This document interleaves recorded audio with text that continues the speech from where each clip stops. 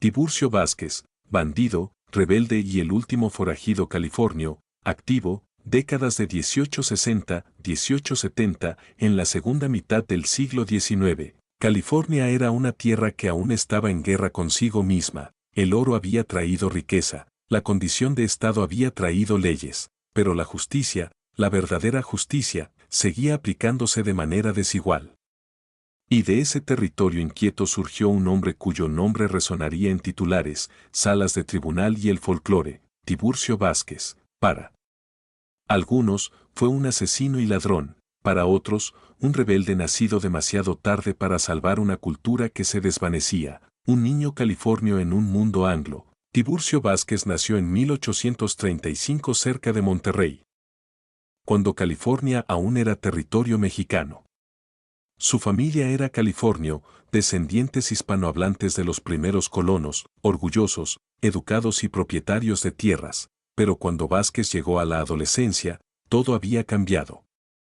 Tras la Guerra México-estadounidense, California pasó a ser territorio estadounidense. El oro inundó la región. El inglés reemplazó al español en los tribunales. Las concesiones de tierras fueron impugnadas, retrasadas o directamente robadas. Un periódico californio lamentó más tarde: los hijos de California ahora caminan como extraños sobre la tierra de sus padres. El joven Tiburcio vio a vecinos perder sus ranchos por trámites que no podían leer.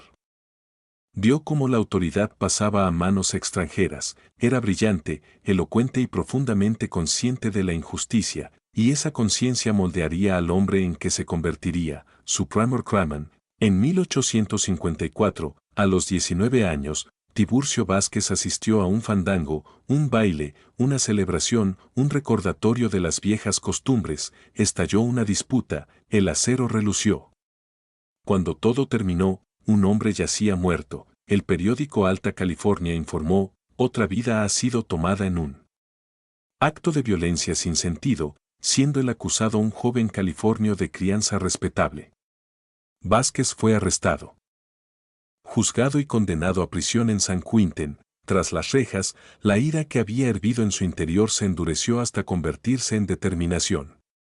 Más tarde diría que la prisión no le enseñó obediencia, sino quien tenía realmente el poder. Así comenzó su vida criminal. Tras su liberación, Vázquez vagó por una California que le ofrecía pocas oportunidades legales. El trabajo era escaso. El respeto, aún más, a comienzos de la década de 1860, se había unido a las crecientes filas de hombres que vivían fuera de la ley. Siguieron los robos, diligencias, cantinas, ranchos aislados. A diferencia de muchos criminales, Vázquez cultivó una imagen. Vestía con elegancia.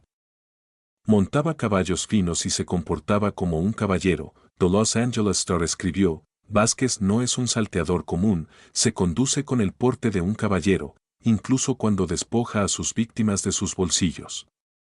Las víctimas declararían más tarde que a veces se inclinaba, se disculpaba o las tranquilizaba asegurándoles que no sufrirían daño.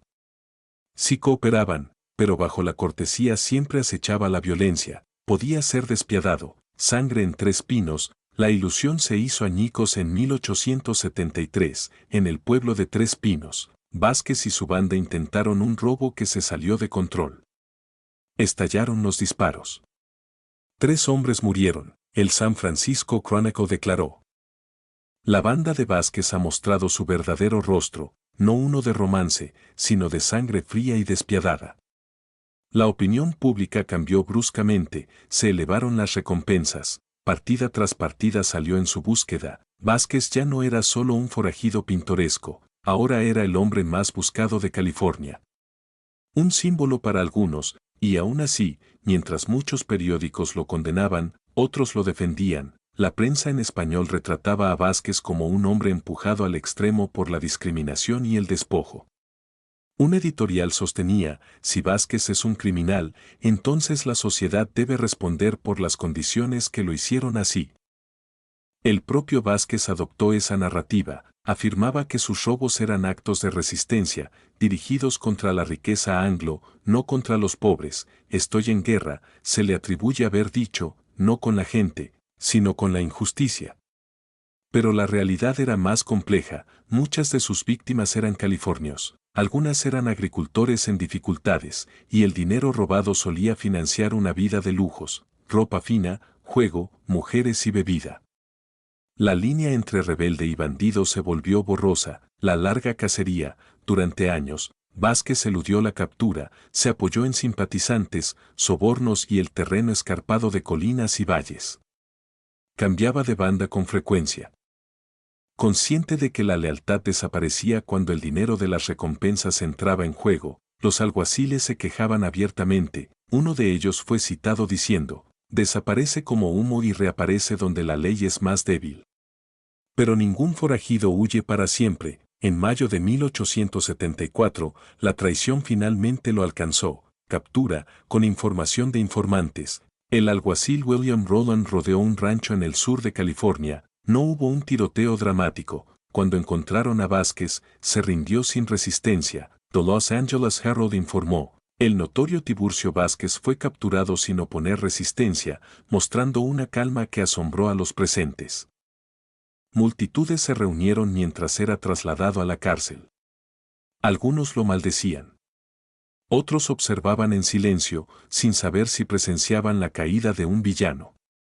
O el final de una era, juicio y prensa. El juicio de Vázquez se convirtió en un espectáculo. Los periódicos publicaban actualizaciones diarias. Testigos relataban robos y asesinatos. Sobrevivientes lo enfrentaban cara a cara en la sala del tribunal. La fiscalía lo presentó como un asesino sin remordimientos. La defensa intentó situarlo en su contexto histórico. Un hombre aplastado por la pérdida de tierras, lengua y posición legal. El San José Mercurio observó, nunca antes se le ha pedido a un tribunal que juzgue no solo a un hombre, sino a todo un capítulo del turbulento pasado de California. El jurado no se conmovió. Vázquez fue declarado culpable y condenado a muerte. Forjando un legado, mientras esperaba la ejecución, Vázquez habló libremente con los reporteros, negó algunos asesinatos, admitió otros. Insistió en que la historia lo juzgaría con mayor indulgencia que los tribunales. Un periódico lo citó diciendo, muero por crímenes cometidos en una época en la que la justicia pertenecía solo a los poderosos. Verdad o automitificación, Vázquez comprendía algo esencial, si no podía controlar su destino, al menos podía influir en su leyenda. La horca, el 19 de marzo de 1875, Tiburcio Vázquez fue conducido a la horca en San José, iba pulcramente vestido. Tranquilo. Sereno, la multitud era grande y silenciosa, un reportero escribió, enfrentó la muerte con la misma compostura que mostró en vida, sin ofrecer confesión alguna que satisficiera a sus enemigos. Cayó la trampilla. Con ella murió una de las últimas figuras de una California antigua, forjada en conquista, pérdida y desafío, héroe, villano, o ambos. Hoy, Tiburcio Vázquez sigue siendo una contradicción. Un asesino que hablaba de justicia, un rebelde que vivía como un rey, un criminal que se convirtió en símbolo cultural. Su nombre aún marca el paisaje y el folclore de California. Y su historia nos recuerda que la historia no la escriben solo las leyes y las victorias, sino también aquellos que fueron aplastados por ellas. Al final, Tiburcio Vázquez no pudo escapar de la soga, pero sí escapó del olvido.